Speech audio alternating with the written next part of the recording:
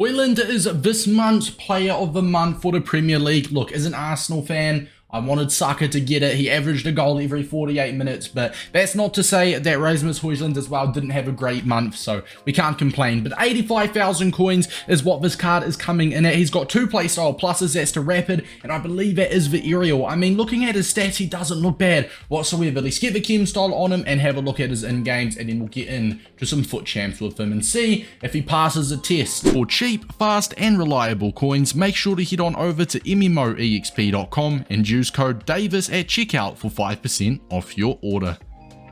He is 6'3" with high work rates. He's a 4-star, skill moves with a 4-star weak foot. He is a left footer, so remember that if you're using him in a 2-striker formation, you might want to use him on the left so he can of course go across goal or near post. It gives you that extra unpredictability about him. So if you are using him in a 2-striker, play him off of the left. If you're using him as a singular striker, then it doesn't matter at all. The pace is 93, which is great. Now we did go for an engine chem style, and I was looking at it, and I actually originally went for a hunter, but I actually changed it. And the reason I changed it, because 88 shooting by itself doesn't look great, so I was like, let's go for an engine, let's go for a hunter to give him that shooting boost. But if you actually look at his shooting, the only reason that's quite low is because of the 81 long shots, which, let's be real, how often do you take long shots? 79 volleys, yeah sure, you do have a volley now and again, but not often, and 81 penalties. If you look at the 3 most important shooting stats, being positioning, finishing, and shot power, it's 90, 92, 91, meaning it's an average of 92 shooting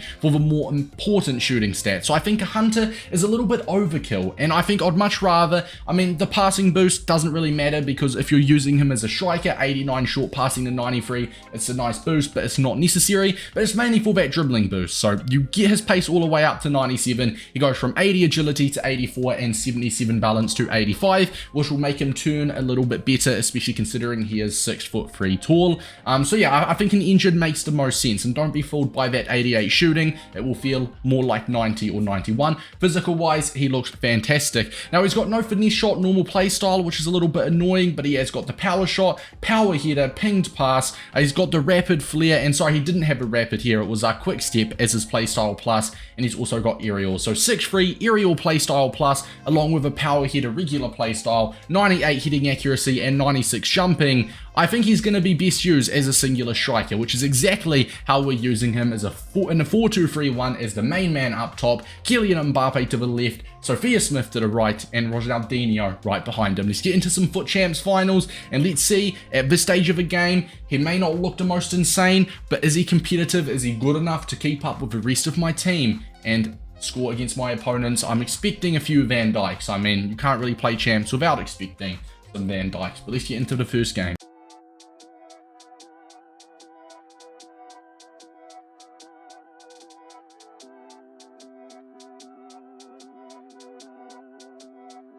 Hojlund, one more, Mbappe with a finish. Why is he turning like a double-decker bus? It's Kylian Mbappe. Why is he turning like that, bro? Oh my, it was like turning in slow motion, man. That's all I can say to describe it, bro.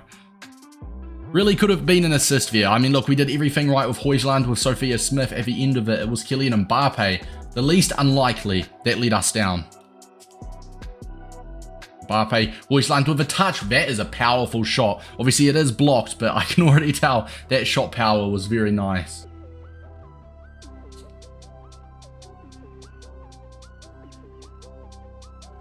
Hojlund run into that. He's got this strength. That is beautiful. That turn, that kind of shielding the ball is brilliant. We're going to send him through, and that's my bad. But I was going to say, I'm not going to lie. I swear that glitch. It looked like the ball actually fell to him. I was going to tap it in. Hojlund, I want you to get into the box, man. I want you to get into the box. He's not quite where I want him in the middle of the box. He stayed onside. The touch, the finish. Hojlund, there we go, boys. 2-0. I will say it's against a run of play as well. We took the lead early on, but my opponent has kind of been all over me since. We've had very few chances. I saw him kind of edging forward. I knew I had to give that ball to him. He stayed onside. Great touch, and you always expect him to get that finish through. Once again, some beautiful hold-up play from Hojlund as well. Could we break? Could we get a nice little third here? Hojlund, his attacking positioning is fantastic. We get the shot away with his right foot. I would have rathered an outside the foot shot on the left, but the game decided to put it on his right. What I really like about this Hojlund's card is his hold up play. You can get the ball with him, you can shield it by holding down on left trigger or both triggers, and he's kind of just shielding it, and then you can wait for, if you're using a formation like myself, a 4-2-3-1, a 4-2-2 or something, you can just hold it up whilst your wingers make those runs. And you saw me do that a couple times with Kylian Mbappe. I had the ball at Hojlund's feet, held down on the triggers. He used his 6'3" body type, his 6'3" body type is 91 strength. He held it up, Mbappe made that run, and then we sent it through. His hold up play is very, very nice, and it's probably one of my favorite things about this card. Dino. Over the top, that's yours, Hojlund, that's yours, of course it is. He's got the aerial playstyle plus, he's got 98 hitting. That is exactly what we wanted to do. We wanted to know, we knew what we were going to do before we even did it. I knew he was going to be in the box. I knew I probably didn't have time to take that shot with, was it Ronaldinho? So, hey, the rest, you can read it like a book. We all know what happened next. Your battle wins it back. Dino, Hojlund gives that ball away to own your battle straight away. Do we go for another one? I mean, it's not Hojlund, but instead it's Kylian Mbappe. We probably would have got a penalty from that anyway. What an incredible performance. My opponent was very sweaty as well, and Hojlund showed him who's boss. Go on, Hojlund in the box. Hull it. Mbappe stayed onside.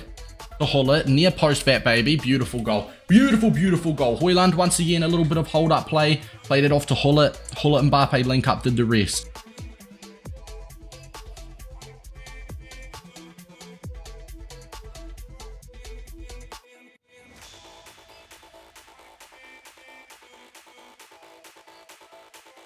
Oh, it's worked for us. It's worked for us. Beautiful. Hojlund didn't get a goal nor an assist. I don't think he got the assist. I think Sophia Smith had it before Dino. But he still was very, very important in that goal. Hojlund. Bang. Bang, bang, bang, bang, bang. Beautiful. That's his second header of the review and his third goal in his second match. That does not look like Hojlund at all, by the way. He needs an in-game face ASAP. We sweet that. That's the second. Or is it the third this match? No, it's the second, I think. Hey, we had to hit him with a little sweaty, boys. I'm sorry, we had to. The opportunity was there, so we're going to take it. That's 2 games, 2 4-0 rage quits, and I believe that's 4 goals for Hojlund. That is indeed 4 goals in 2 matches for the man of the hour. We did go for the Ingame style, not even for the passing boost, because his 89 passing as it is, short passing, is more than good enough for a striker in what you want to do with him. You're not really going to be using long passing very much as a striker, unless you're playing him very deep, which I just wouldn't recommend anyway. So I think an injured makes the most sense, because as I said, although his shooting is only 88, his 3 most important shooting stats come to an average of 92. So, you know, I feel like it makes more sense to go for an engine than a hunter. 4-star is fine, left foot is nice. Now, if we do compare him, and if we get rid of his chem style, if we do compare him to his 89 rated card, now his 89 rated card has got 9 more passing, 1 more shooting, and 1 more physical. So his 89 rated card is better, but mainly in the passing department. It's only +1 on shooting and physical,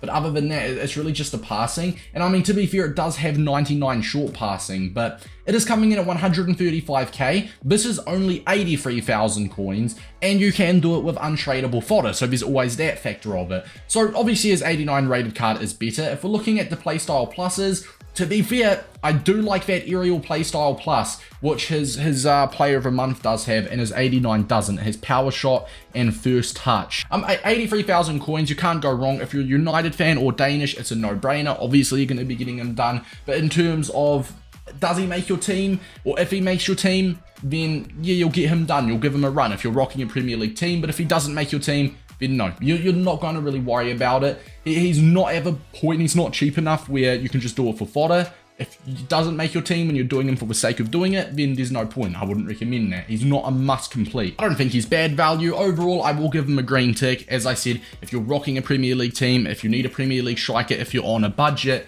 or of course, if you're a United fan, then for me, it is a no-brainer. Hope you guys did enjoy, and I'll see you guys in the next one. Peace out.